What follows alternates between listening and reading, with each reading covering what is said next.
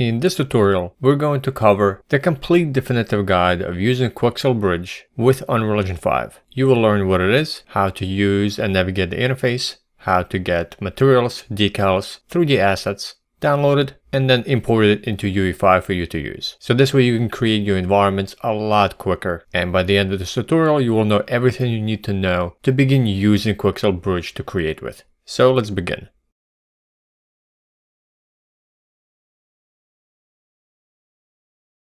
First, what is Quixel Bridge? Quixel Bridge is a plugin inside UE5 or a standalone application that gives you access to completed Megascan assets, such as materials, 3D models, and MetaHumans. And you can use Unreal Engine 4, you can use Unreal Engine 5. For our case, in this tutorial, we're going to focus entirely on UE5. Bridge will already be enabled as a plugin for you to open up and log in to Quixel Bridge. However, you can also use a standalone application and download Bridge from here, from quixel.com/bridge. And this will be just a standalone application that can be used alongside Unreal Engine 5. And the process for using either the plugin inside UE5 or a standalone app will be very similar. Now, to get access to Quixel Bridge so it pops up, make sure you have the plugin enabled. You can enable it or check if the plugin is enabled by going to Edit, Plugins, and search for Bridge.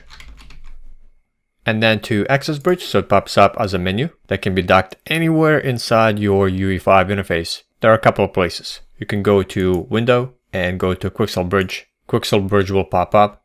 You can also use this drop-down menu right here in the toolbar and go to Quixel Bridge here.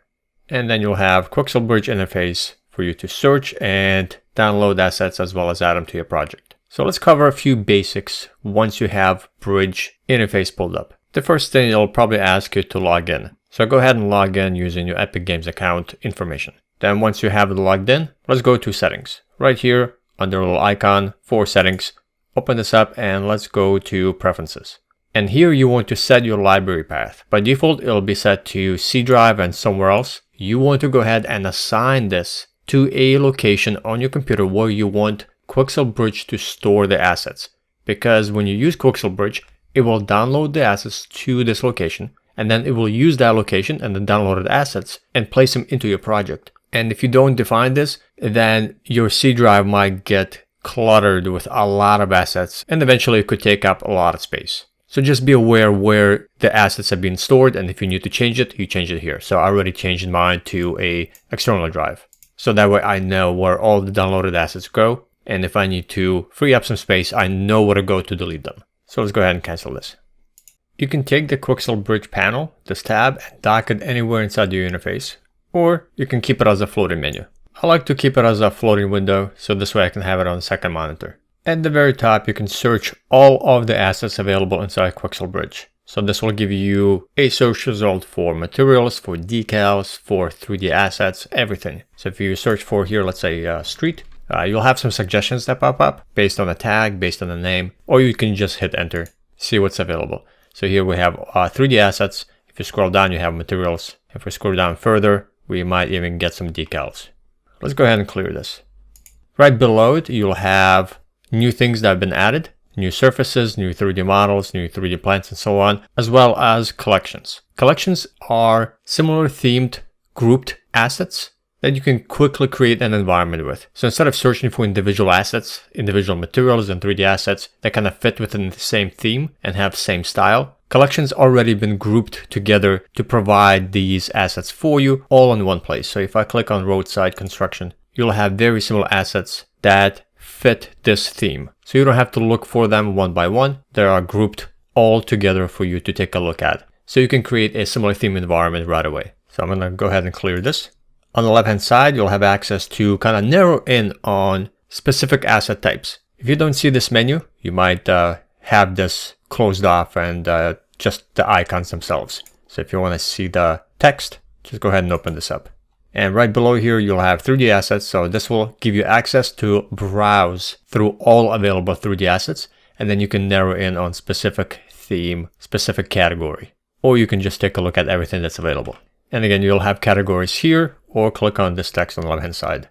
Then you can take a look at all available 3D plans, surfaces or material types, then decals and imperfections. To get back to the home page, you can just clear it or click home. And then you also have ability to filter down all assets by type, by color, by state. And you may not see this filter bar available. So if you come over here next to the settings, the three lines right here, if you left click, it'll open it up. And here you can go and search or filter by type. So you'll get the same menu right here on the left, but in a drop down menu. Then you can do it by size. So let's say we only want assets that are 1 to 2 meters. Then you can go further down to state, new, all, damaged, by environment, and even by color.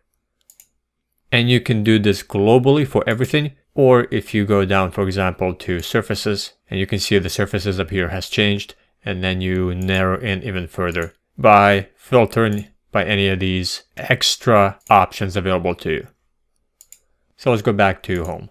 Then you can browse all the available collections, available MetaHumans, and then you have favorites.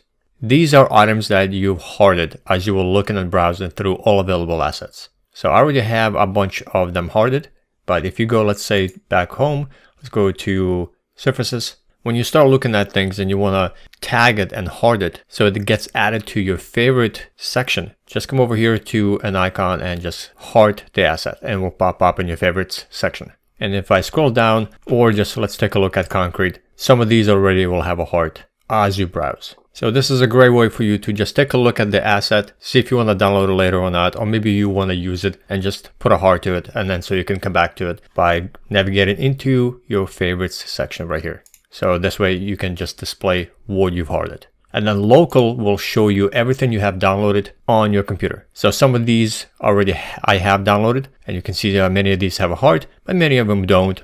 And I just have them on my machine, on my computer stored. Now, if you want to unheart something, you just simply unheart and it will get removed from your favorite section, but it will still appear in the local section. And if you see this little check mark on any of the assets, could be inside your local section, could be inside the favorites, or it could be when you are browsing any of these assets and looking for something.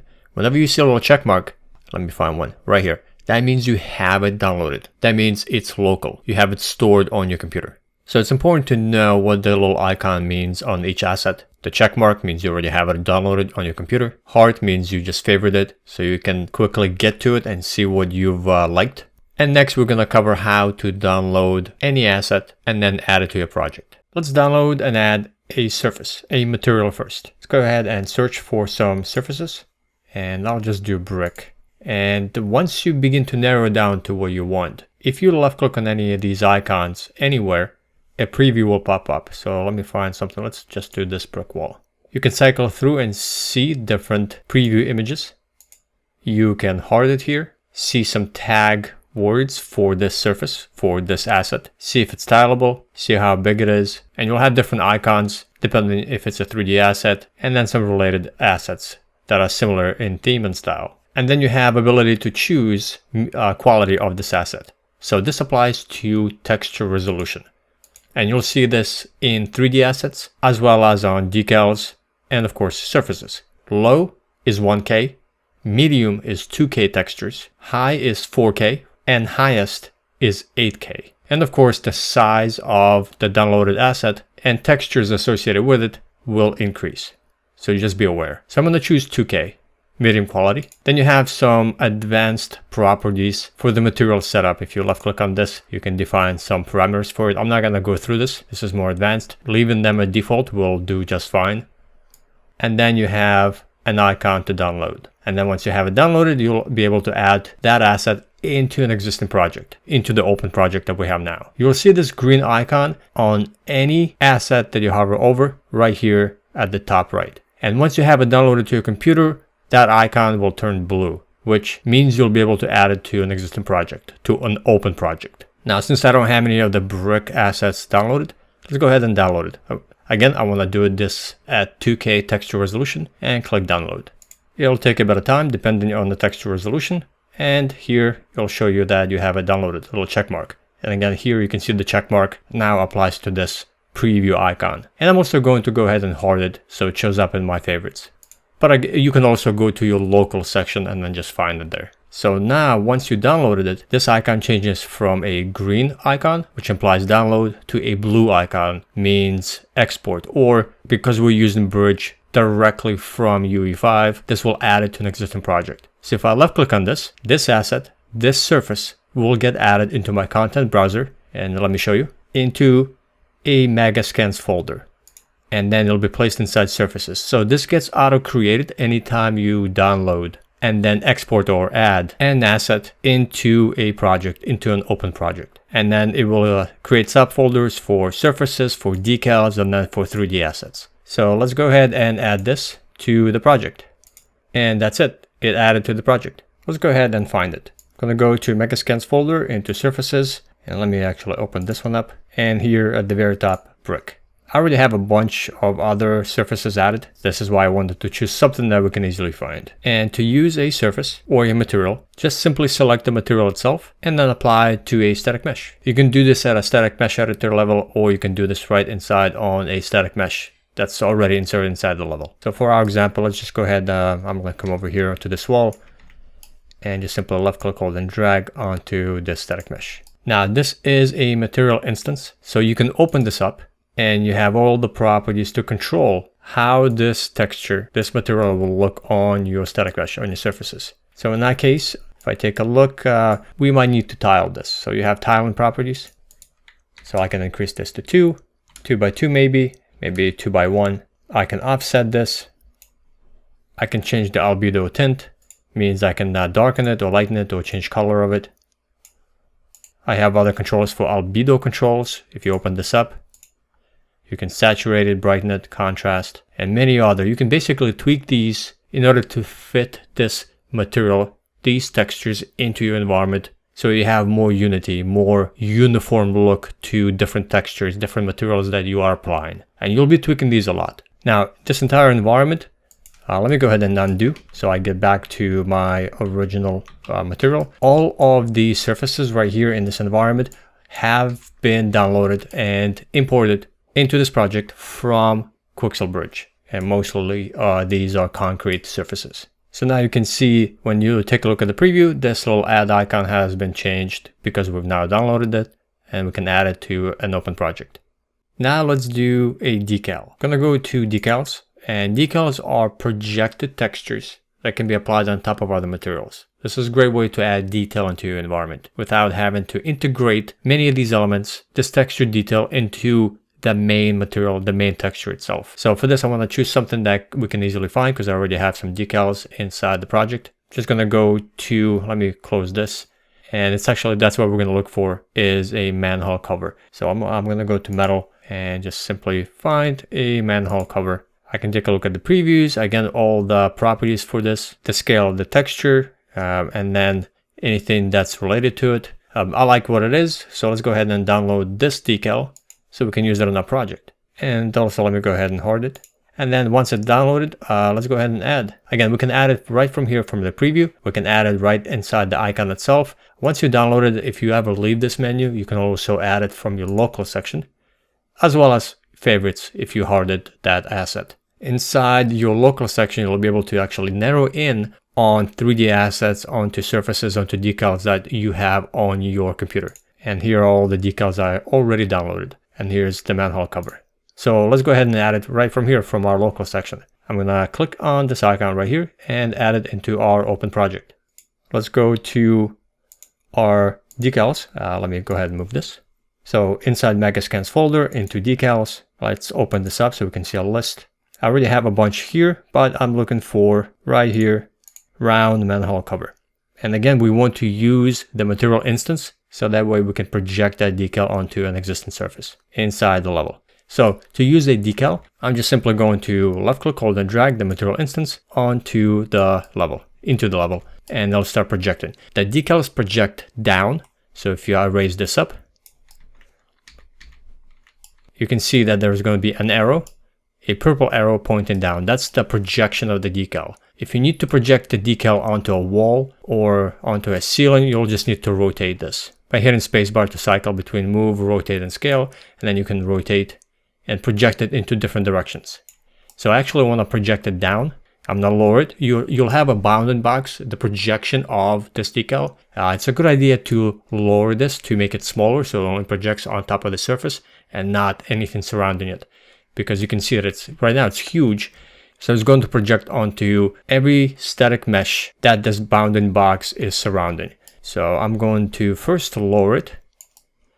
And then I'm going to also decrease the scale of it. And in this case, let's go ahead and decrease not just on one axis, but on all three. So I'm gonna left click, hold and drag on the center axis and just make it small enough. And then again, I need to make sure that the bounding box is touching and intersecting through with our static mesh. And now we have a manhole cover. I'm gonna go ahead and make it even smaller. And in this case, I do want it smaller, but no longer do I wanna make it smaller on Z-axis. So I'm just going to, let me enable my scale snaps, and I'm gonna scale it on X and Y and kind of get the size as I want. And then I can move it. So now we have a decal that's being projected on top of the floor, on top of this concrete.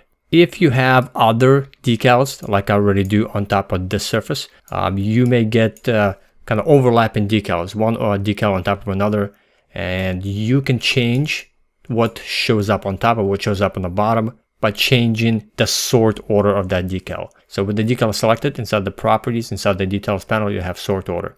So if you want to kind of have this manhole cover on top of some other decals, if you already have them, I can just type in 1, type in 2, type in 1 in this example. So I want those pebbles on top, but then I don't want this concrete crack detail on top of the manhole cover. So that's how you change it. You just change the sort order of various decals that are being projected on top of each other. And of course, same with materials. Decals will have their own properties for you to control, so you can start blending them better. So if you some of the most common properties if you want to take a look at is the albedo, and you can change the color overlay and then overlay intensity. So if you change it to something else, you can kind of control how much of that color is being applied, as well as opacity intensity. So kind of might want to lower this down on some surfaces so it kind of blends with the below material surface better. And then you can take a look at some other ones so you can tweak it better to fit your environment. Let's go ahead and save this and close it. One more thing about decals, like I said, if you have a decal that you need to project onto a wall, just make sure you rotate it and then control the bounding box like so. I'm gonna go ahead and project this onto this wall. If you get a decal that is black, that means it's being projected in a wrong direction, and you have the scale value on one of the axes set to negative. So in this case, if I have it black right here, you need to go ahead and unscale it so you have positive value in X, Y, and Z. And you can come over here into the details panel. Under scale, you can see I have -5 or -0.5. So I would just set it to 0.05, for example. Well, actually, let's make it bigger because I need that bounding box more, 0.1. And I'm scaling on X, Y, and Z. So let me undo really quick, uncheck this box, and let me do 0.5. Here we go. So if you get that issue, just take a look at your scale and make sure they are set to positive on X, Y, and Z. And of course, search for any decals that you want. There are a lot, and this is a great way to add detail onto your environment without having to integrate it into the texture itself. And this little quick environment that I created also has all of the decals applied from Quixel Bridge. So anything that you see right here, almost like a sticker note, all those are decals. So I can show you if I go to show and I can disable view of decals inside this viewport. It clears everything up. The environment is nice and clean with just surfaces, the default surface from Quixel Bridge. But then when you start adding decals, you can really dirty up the environment with leakage and extra detail, extra cracks, and all the surface detail with decals alone. And the last asset we're going to add into a project is a 3D asset, a 3D model. This can be a 3D asset, hard surface mesh, or it could be a 3D plant. It's going to be up to you. I'm going to choose the 3D asset, and I actually have one in mind, and I'm going to navigate into military, or let's go to props and then military. And I'm going to choose this old military trunk. So again, if you left click on it, you'll get a preview with some information for this mesh. You're going to see a size of it now. that's available for 3D assets to see how big it is. And then if it's an open prop or an open mesh or a closed mesh, meaning that you're not going to see backside of it into the mesh itself. So in this case, this is a closed mesh, as in you're not going to see any back faces on it. On some of the buildings, you might get an open mesh. So let me see if I can find one. Like this modular asset, you see it's open. So in the back of it, you'll see right through it. But a closed mesh, it's closed and sealed from all sides. So let's go ahead and download this. And for this mesh, again, I want 2K texture. So I'm going to keep it at medium quality. And since I don't have it, I need to download it. And then let's go ahead and add it right from here. And here it is under Megascans, 3D asset. And here's all military trunk folder with the material, the textures, and now a 3D static mesh. So for us, since this is a 3D static mesh, we need to drag and drop into this level the mesh itself. And once you do, here it is. Let me place it into the light better. And it has a texture projected onto it, or a decal on the bottom. So we can actually, I didn't cover this in the decal section, but if you do not want to have a certain decal project onto meshes, so for example, let's say you want to place this box right here, but you do not want to have any decals applied onto it, just choose the static mesh, type in decal inside the details panel, and receive decals, just turn this off. And now no projected decals, no decals are going to apply onto this mesh. Now this still is a very dark static mesh, so that has to do with the material itself, and of course the lighting, because this is a more darker environment lighting. So we can also adjust the properties of the material that's applied to this static mesh by double clicking on the material instance and then controlling all the properties that we covered. So in this case, I would do albedo controls. I would increase the brightness. Let's go to maybe 2.5. So now we can see a lot more, and then maybe change the color. But I think you get the idea of changing the properties for it, depending on the prop, depending on the static mesh, on the 3D asset you downloaded. So that way it fits into your environment better. And that's all you need to know for adding 3D assets. Very quick and simple. Now let's cover how to delete some assets from your level and then from your computer. So I have this crate that we used. Let's say I don't want to use it anymore, and I actually don't want it part of my project. I want to remove it. Like I'm trying to clean things up, and there's just too much inside the Megascans folder, and it's cluttering everything. So to delete the asset, make sure you have all the assets and the materials and the decals removed from your level. This is very important. So this way you don't have any references left over. And then you want to go ahead, select the folder, and not the assets, but the folder itself. So that way you can delete everything all at once. And hit delete and choose delete. It's going to ask you, do you want to force delete? This means that either you have a reference inside the level being used, as well as maybe the asset is not saved. And I'm going to cancel this for now because I don't want to force delete it, because it's going to leave empty references inside the project and inside the level. So I'm going to quickly take this asset right here, and it's not saved. It has a little asterisk. So I'm going to make sure I can hit Control S on it. And then I'm going to make sure that I also save all. And now I'm going to do it again. I'm going to select it, hit delete, and then choose delete. It's still asking force delete, so I may have to restart the level. I also need to maybe check, see if I have a copy of it somewhere, and I don't. So in this case, I'm just going to restart this map really quick. And then get back, and then let's try it again. Delete, and now I can choose delete. So now that asset has been removed from this project. And you'll have to do the same thing for surfaces or decals.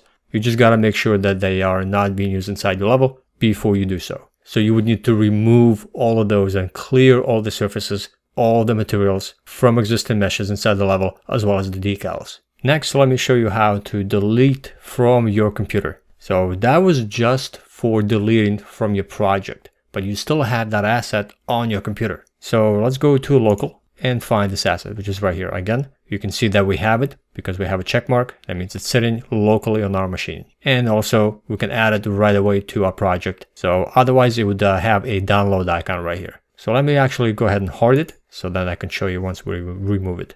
So to delete this from our computer, we need to navigate to where it's being stored. We're going to right click on this icon on this asset and go to files. It's going to open a folder where this asset is sitting on my computer. And if you remember, I changed where it's being stored, where it's being downloaded. So it's on my local, on external hard drive, on D drive. And here's the folder where it's sitting. So I actually want to go outside this folder, so I delete the entire folder. This folder right here, UH2 and the rest of the letters and numbers. So I'm gonna go outside this folder, it'll still be selected, and I just need to hit delete and delete. Now it's gone. That asset has been removed from my computer. And it will still appear right here inside Bridge. I just need to refresh Bridge. So I can go ahead and close it and just reopen it. And then let's go to local. It's not gonna show up here anymore, but I went ahead and hoarded it. And let's go to 3D assets.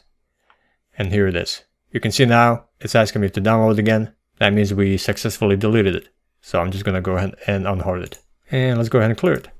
And one last thing I want to show you is let's go to favorites. And once you start downloading and using a lot of decals, a lot of surfaces, a lot of models, you're going to find yourself having a hard time finding them. So for example, inside Megascans folder, let me move this out of the way. When you go to surfaces, and let me open this up, there's a lot here. And it's hard to tell what's what. Like even if you click on the icon and you can see the surfaces, a lot of them look the same. And it becomes very difficult to remember what you used because not everything you end up using. A lot of times you just add it to your project to see what it looks like, but then you end up, no, this is not a good surface or model to use.